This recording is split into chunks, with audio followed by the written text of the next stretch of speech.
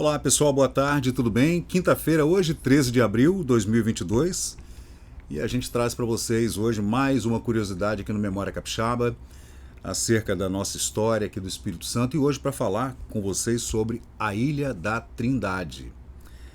Olha que bacana, gente. Trazer aqui para vocês, tem um mapa aqui da revista Manchete de 1979, e nessa época a Marinha do Brasil, o governo brasileiro, estava pensando em construir na Trindade uma base naval permanente, né? É claro que a gente sabe que a Trindade ela pertence à Ilha de Vitória e ela serve para alguns movimentos da Marinha do Brasil, lá do Exército Brasileiro, da Aeronáutica Brasileira, né? Alguns movimentos de treinamento de guerra, né?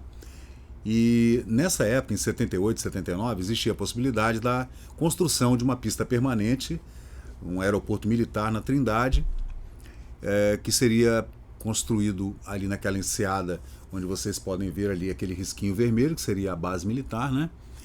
E seria finalizada em um ano mais ou menos, em 1980, 1981, né? Há menos de um mês, o almirante Maximiano da Fonseca, que era o ministro da Marinha, e da Aeronáutica, o brigadeiro Délio Jardim de Matos, estiveram na ilha numa visita da qual fez parte a reportagem da revista Manchete, né? Um campo de pouso avançado em Trindade, diz o brigadeiro Délio Jardim, irá assegurar o controle marítimo e aéreo do Atlântico Sul. O almirante Maximiano da Fonseca concorda plenamente com o ponto de vista do seu colega da aeronáutica. Bom, a Trindade, segundo consta, ela foi descoberta por portugueses, foi um acidente obrigatório, pois o rochedo está situado precisamente na rota das caravelas das grandes navegações e do descobrimento do Brasil. Se você leva realmente em consideração que o Brasil foi descoberto ali por Pedro Álvares Cabral em 1500. É claro que houve uma série de outras navegações, né, no período anterior a esse, até no período em que Cristóvão Colombo teoricamente descobriu as Américas. Outros navegadores estiveram por aqui, Martim Vaz e outros, né? Mas ficou... todo mundo concorda que os livros de história dizem que foi Pedro Álvares Cabral em 1500. Mas, de qualquer jeito, ela foi doada depois. Estiveram aqui Estevão da Gama, João da Nova, o Martim Vaz, que eu já falei, Afonso de Albuquerque, Tristão da Cunha, outros navegadores que passaram por aqui antes de 1500, né? Entre 1450 e 1500. Então, essa é só uma questão de corroborar aquela última história, pronto, o rei carimbou e está tudo certo, pronto. De qualquer jeito, é uma ilha vulcânica, um vulcão extinto, a mais ou menos 5 mil metros de profundidade, e a ilha está lá, pertence à Vitória, e esse projeto acabou que não vingou, né? Um projeto de trazer para a ilha um aeroporto militar, né? Em 1979.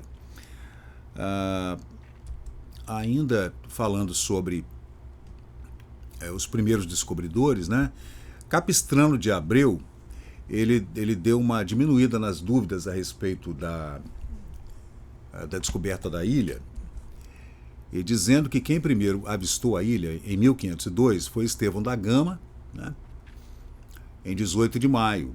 E o Estevão da Gama era companheiro de Vasco da Gama na segunda expedição de Vasco da Gama para as Índias, né? A ideia era encontrar um caminho direto para o comércio de especiarias no Oriente. Então era uma dificuldade realmente. Pelo Pacífico é impossível, né? Porque o Pacífico tem águas muito perigosas, né? O oceano é gigantesco e é claro que pelo Atlântico é muito mais rápido, muito mais inteligente, né? Isso antes do canal de Suez, né? Ficar pronto.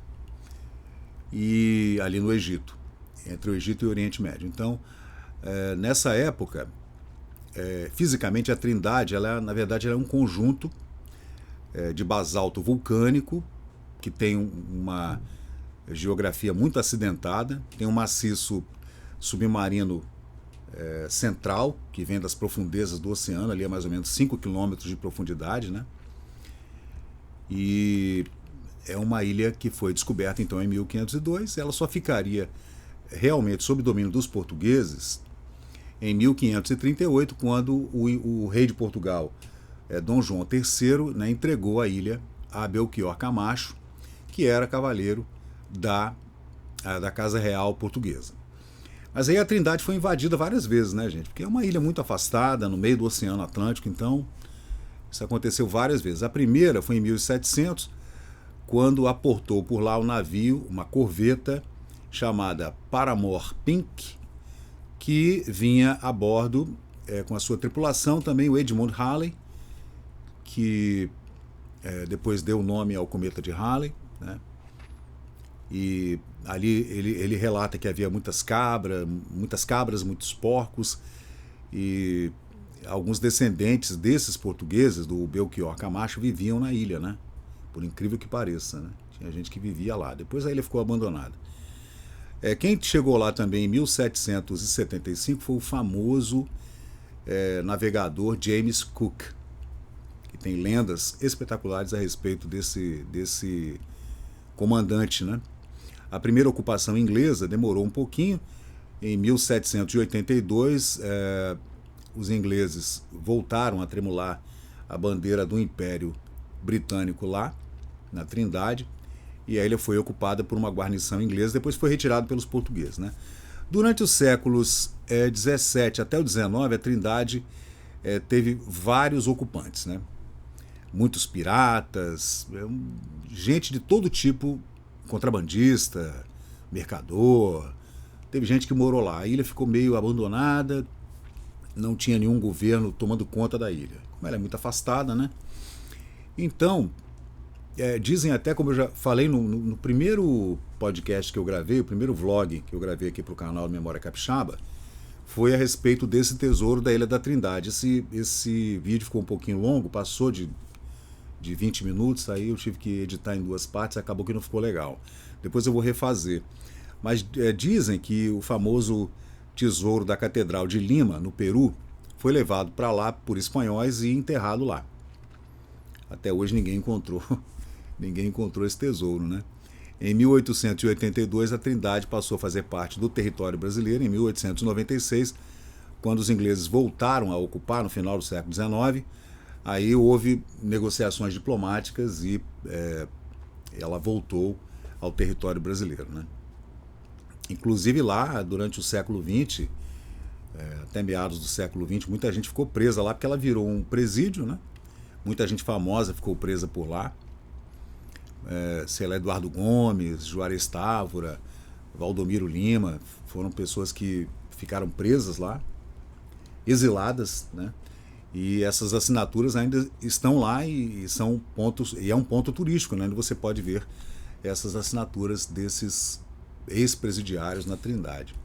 Então é isso, essa matéria eu colhi na Biblioteca Nacional, no acervo lá da revista Manchete, que é um acervo sensacional, a revista era maravilhosa, né? Eu fico pensando, né, como é que pode o Cruzeiro e a Manchete terem acabado, que eram 2 revistas maravilhosas, né? Aí, uma curiosidade, que entre 24 e 26, a ilha foi presídio político, né? Ainda na Primeira República, né? Na República Velha. E depois aí tem os relatos a respeito da Marinha do Brasil querendo fazer da Ilha da Trindade um ponto permanente e com um aeroporto militar na ilha, né? Então é isso, gente. Esse é o Memória Capixaba. Eu sou o Fábio Pirajá. A gente está sempre aqui trazendo essas curiosidades para vocês que acompanham a gente aqui no Memória Capixaba, no Facebook, no Instagram, no Twitter, no TikTok, em todas as redes sociais. Valeu, gente. Obrigado e até a próxima.